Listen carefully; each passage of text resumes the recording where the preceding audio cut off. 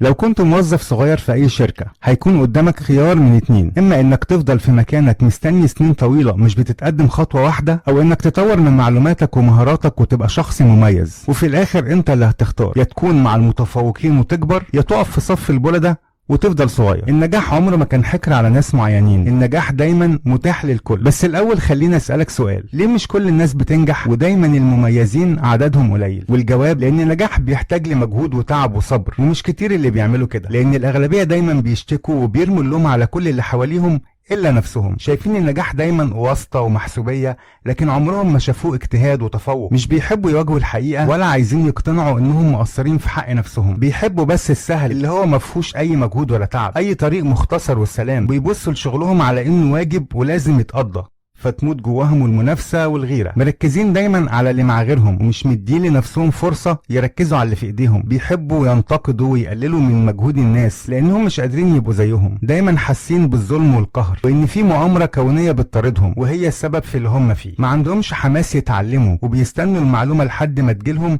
علشان مكسرين يروحوا لها، ولما تجيلهم بينسوها. الناس دي عمرهم ما هيتشافوا وهيفضلوا تحت مستوى النظر لانهم ما بيعملوش حاجة تخلي الناس تشوفهم، ودول للأسف الأغلبية. ورغم كل ده دايما هتلاقي فرصة تغير فيها طريقة تفكيرك وتخرج من الشرنقة اللي انت حابس نفسك فيها، وتبدأ تتعلم وتمارس وتستفيد من اللي حواليك. وهو ده اللي هيخليك تتشاف وتتكافئ وتنجح.